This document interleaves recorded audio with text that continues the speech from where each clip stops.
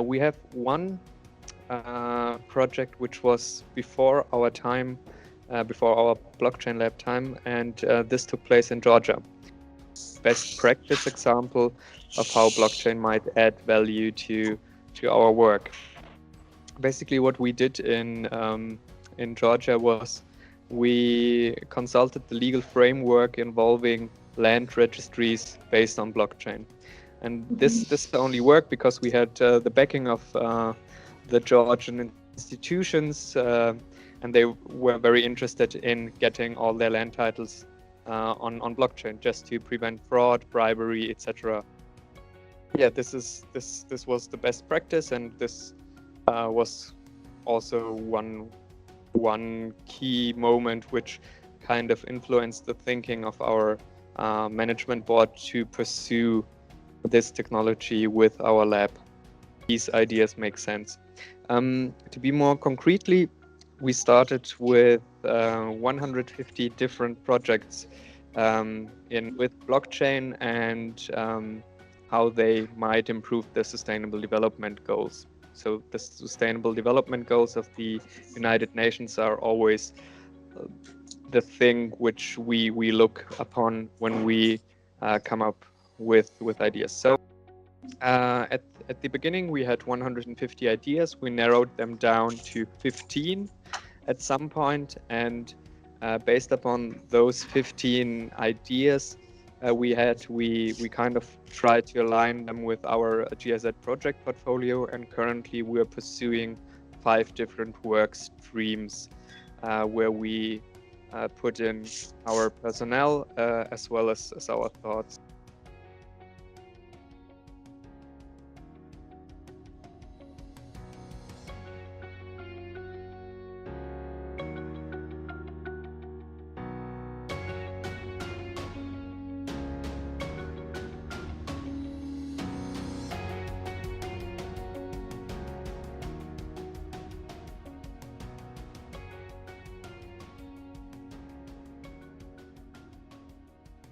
Our third work stream is based upon insurances, and to be more precisely on climate risk insurances.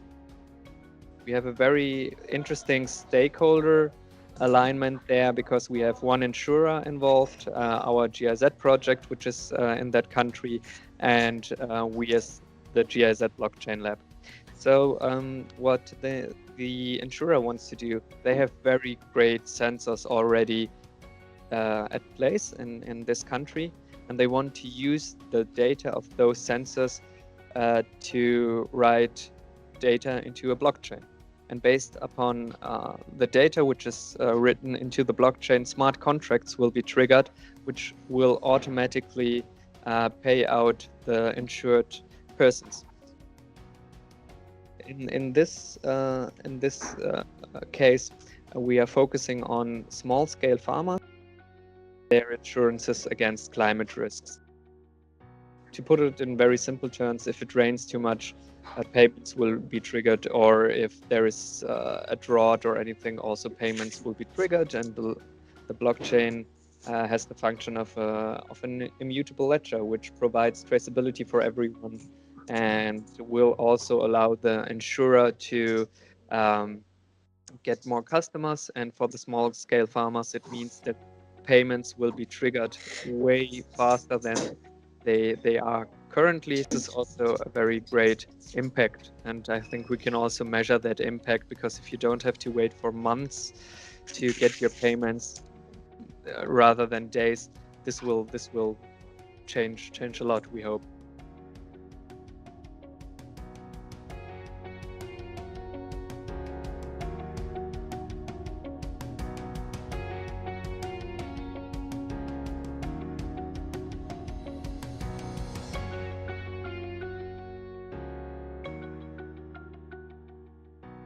Obviously, startups will have a crucial role in all of our projects, because there are some big corporations, some big IT corporations to be more precisely, offering blockchain solutions, and they might be part of different projects we're pursuing, but we're also looking at different startups, because what the startups have is a great idea they developed for it, but they are missing an implication opportunity, so they can't imply their projects, and this is something which we can offer to them, that we can pilot with them, and this comes in very handy.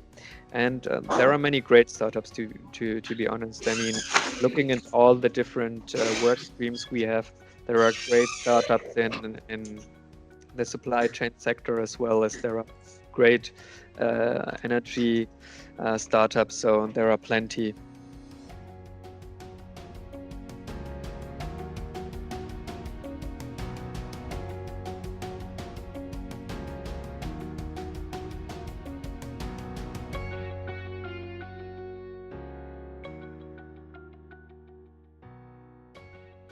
When it comes to the development of blockchain as a whole, there is huge dynamic.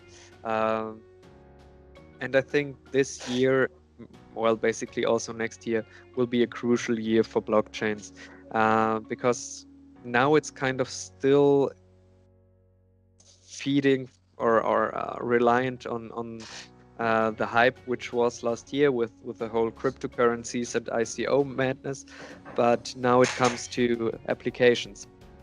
Now it comes to not only pilots, but up and running processes and up and running projects. And I think we will see this in the next year. And I think after that, we can kind of have a first evaluation if blockchain is really the fourth industrial revolution, or if it will change the internet as we use it.